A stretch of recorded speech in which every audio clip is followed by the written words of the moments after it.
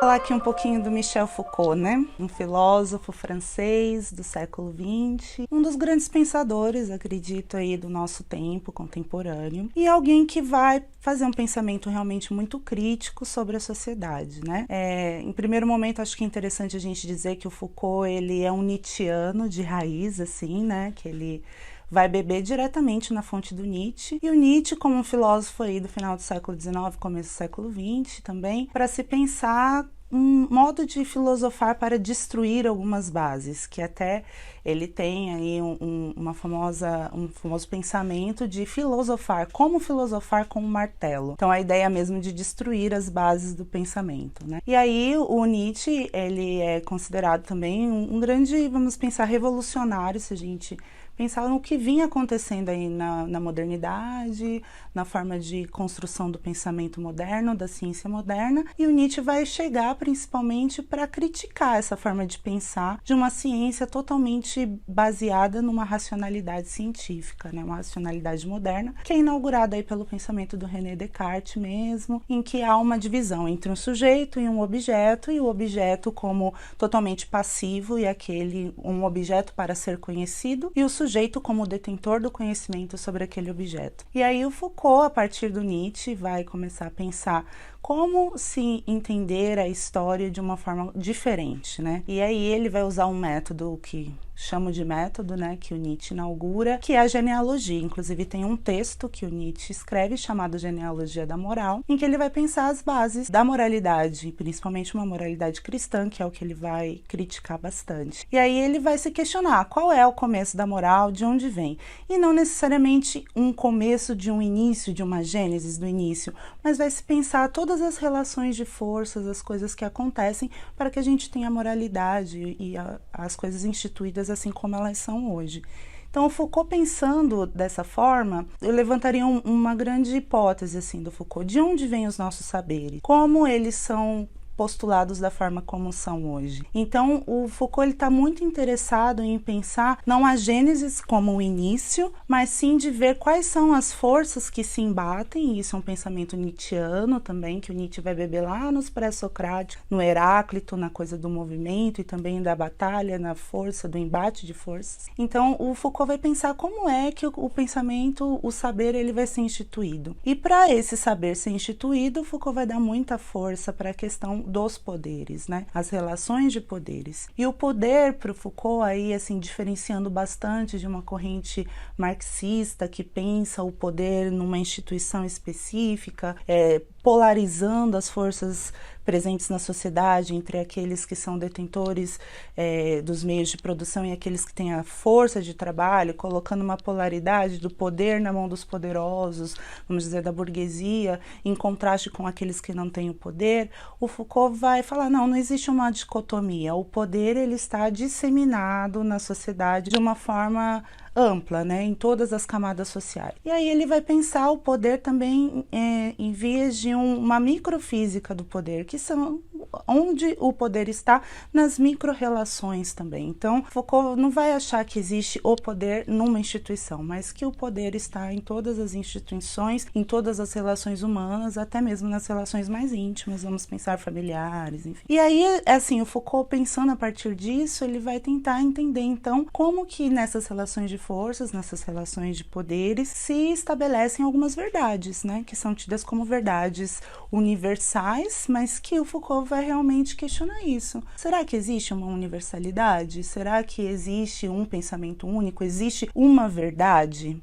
E aí eu acho que é bem nisso que ele vai bater, que na verdade existem diversas verdades que vêm de diversas forças e diversos saberes que são constituídos. E aí a partir disso ele vai pensar a história de uma forma genealógica. Em primeiro momento também vai se pensar na história de uma forma arqueológica, em que ele entra para dentro das camadas discursivas desses saberes que se imbricam para tentar entender de onde essas forças estão vindo, e depois ele vai entrar de uma forma genealógica genealógica para pensar qual é o poder que está ali nessas relações que fazem com que os saberes e as verdades sejam instituídas, né? Então, a partir disso, ele vai pensar em diversas histórias que ele vai fazer de uma forma arqueogenealógica. Alguns pesquisadores Foucaultianos usam esse neologismo, dessa junção dessas duas palavras, para pensar, por exemplo, a história da loucura, né, que é muito importante na área dos conhecimentos psi, né? Também a história das prisões, com o livro Vigiar e Punir, a história das ciências humanas,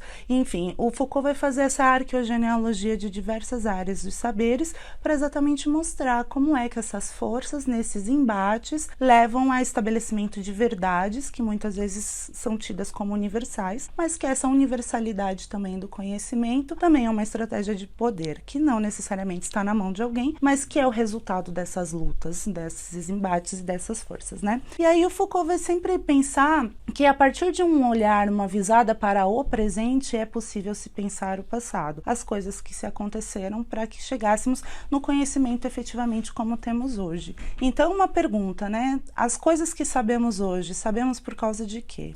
Como se deu esse processo de construção do conhecimento até os dias de hoje, né? Então, Foucault vai fazendo essas investigações a partir de diversos temas, e aí mais para o final da obra dele, ele vai dizer que, na verdade, os saberes e os poderes não eram o foco dos estudos dele. Que, de fato, o foco dos estudos dele era a questão do sujeito. Por que a questão do sujeito? Porque ele acredita que uma subjetividade é o resultado dessas relações de forças que instituem saberes.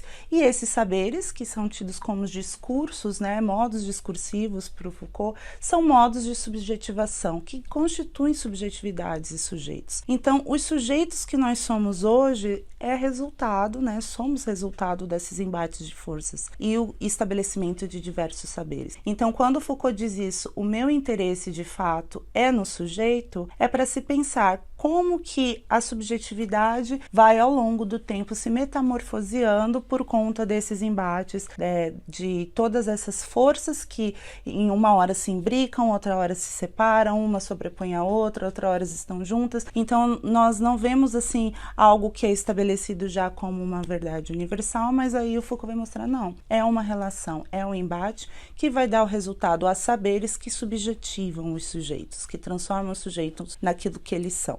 Então aí, por fim, o Foucault vai se interessar na questão da ética também, de como o sujeito, ele pode de alguma forma fazer resistência também a essas forças que o subjetivam, né? E vai pensar o sujeito como alguém que é feito por esses discursos, né? Que é produzido pelos discursos, esses saberes que estão aí instituídos, mas também é resultado desses discursos, né?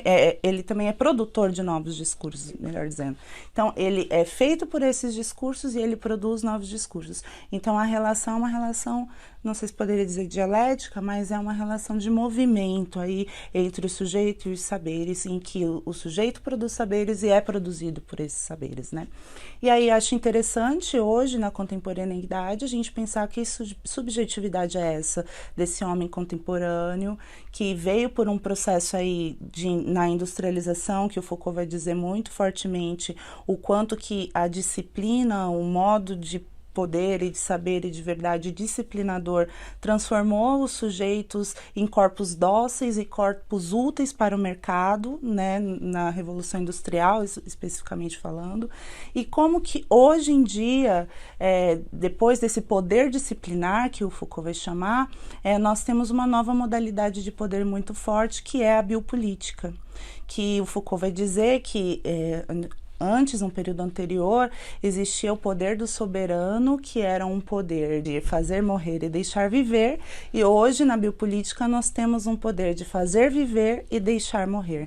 Então, o Foucault vai dizer do controle das populações a partir dessa biopolítica, que é mesmo o controle dos corpos, questões biomédicas e questões de comportamento mesmo, uma dietética da existência, vamos pensar assim. E que a partir dessa biopolítica, nós também somos subjetivados, né? E nos transformamos hoje nesse homem contemporâneo, um homem mercadológico, nesse capitalismo de consumo, que está completamente imbricado por essas relações mercadológicas. E aí quando a gente pensa também numa medicalização da vida, o poder biomédico muito forte desde as gerações passadas até hoje, é muito presente nessa, né, forma de medicalização da vida. E aí a partir disso de se pensar num sujeito hoje controlado por essas forças biopolíticas, como controles das populações, para saber, né, quem é que vai viver, quem é que vai morrer. Um controle muito sobre a existência, uma dietética da existência mesmo, né? E aí fica a pergunta, né? Nós, né, como sujeitos subjetivados, resultado dessas forças dos nossos tempos, né?